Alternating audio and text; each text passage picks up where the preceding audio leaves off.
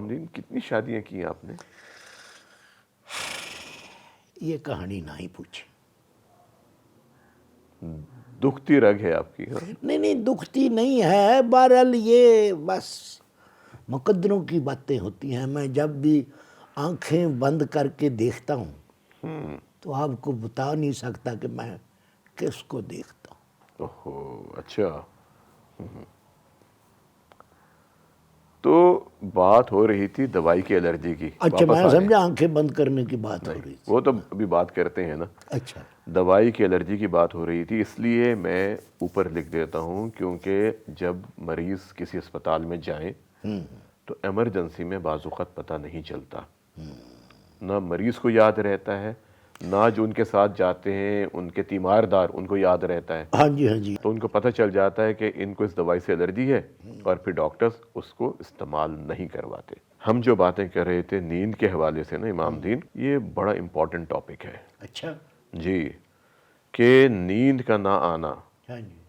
اگر ہماری نیند کم ہو جاتی ہے، اگر ہماری نیند پوری نہیں ہوتی، اگر ہمیں سونے کے بعد تر و تازگی کا احساس نہیں ہوتا، ہمارا جسم تھکا تھکا رہتا ہے، ہمیں چڑچڑاپن ہے، ہمیں گھبراہٹ ہے، پٹھے کھچے ہوئے ہیں، تو اس کا مطلب یہ ہے کہ ہمارے جسم کو نیند کی ضرورت ہے. 7-8 گھنٹے کی نیند بہت ضروری ہے اور ہمیں ان تمام وجوہات پر غور کرنا چاہیے جس کی وجہ سے ہماری نیند کا پرابلم ہو رہا ہے. ایک کنڈیشن ہوتی ہے امام دین جس میں رات کو لوگ سوتے سوتے ہاں جی. سانس رکنے سے ہڑبڑا کے اٹھ بیٹھتے ہیں، ہوئی.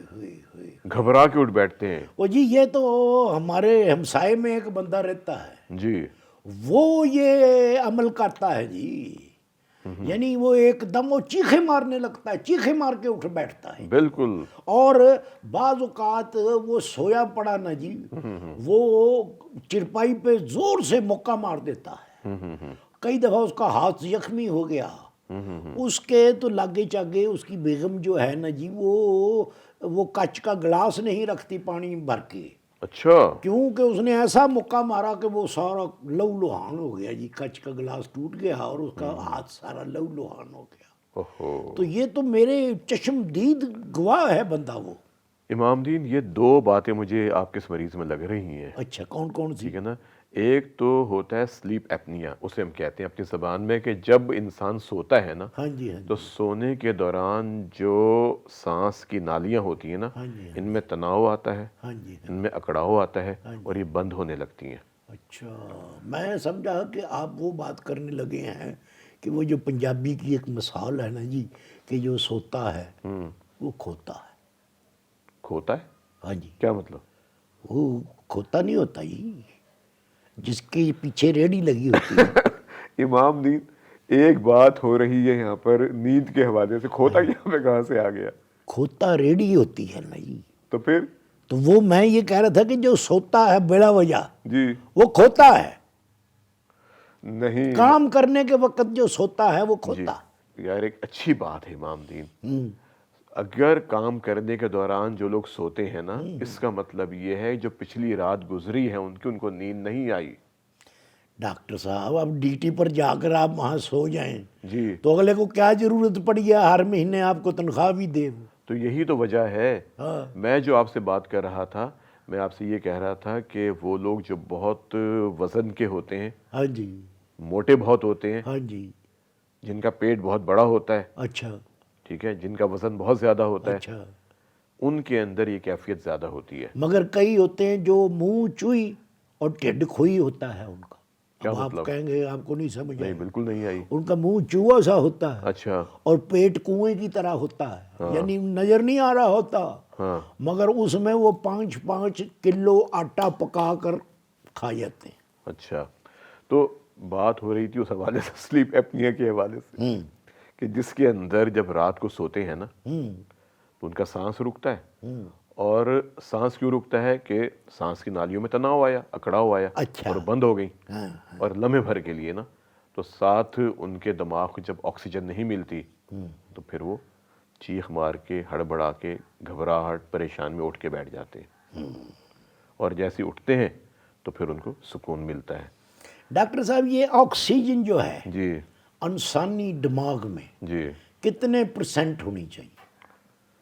ऑक्सीजन हमारे खून के अंदर कम से कम 94% होनी चाहिए। अच्छा ठीक है, इससे कम नहीं होनी चाहिए। अच्छा जी, जब तो चेक करते हैं ना ऑक्सीमीटर के साथ, हाँ जी हाँ जी, तो जिनकी ऑक्सीजन कम हो जाती है उनको बड़े बड़े मसाइल होते हैं।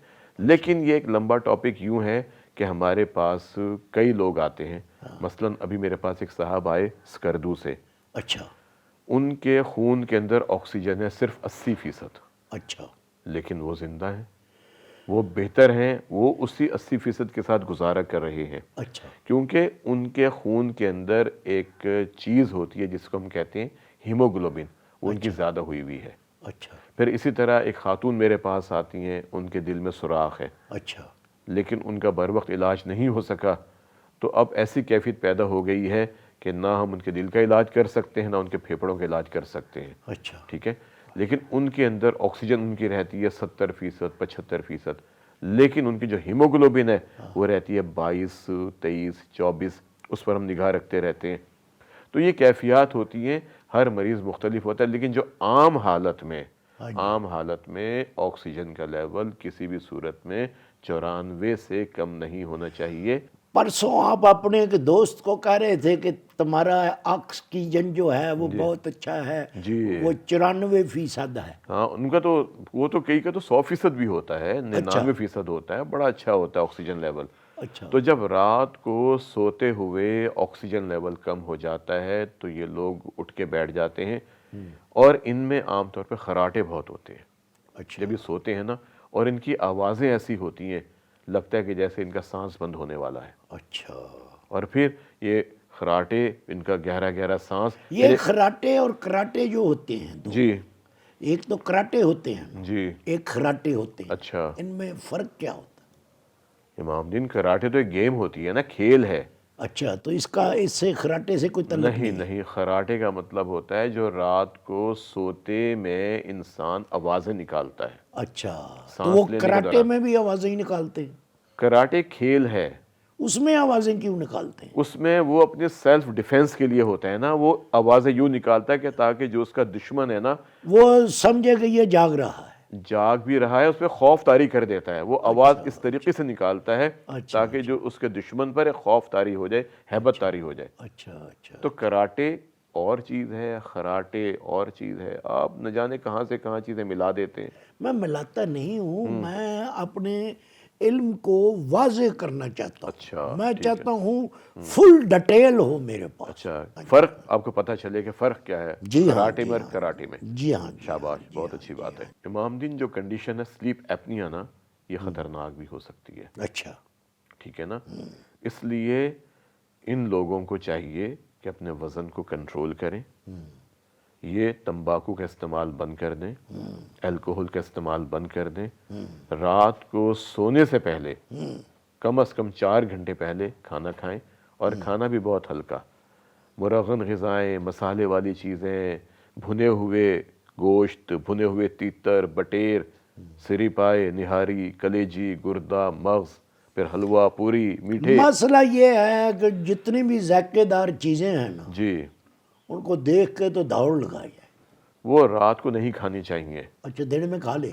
दिन में भी इतना खाएं कि ताकि आपके मैदे पर बोझ ना पड़े। अच्छा लेकिन इमाम दीन जब वज़न ज़्यादा होना तो फिर कोशिश करें, क्योंकि वज़न की ज़्यादती ये ख़ुद एक बीमारी है, क्योंकि जिनका वज़न होता है जब तक आप वज़न कम नहीं करेंगे, ये खराटे की बीमारी और वो जो आवाज़ें निकलती हैं जिनसे एहसास होता है कि हमारा सांस रुक जाएगा, या फिर सांस की तकलीफ़ कि जिसके अंदर इंसान उठ के बैठ जाता है, ये ख़त्म नहीं हो सकती। डॉक्टर साहब, एक तरफ आप ये बता रहे हैं कि ये बीमारी होती है, दूसरी तरफ कुछ लोगों का ये ख्याल है कि जिनका वज़न ज़्यादा होता है वो बड़े सेहतमंद होते हैं।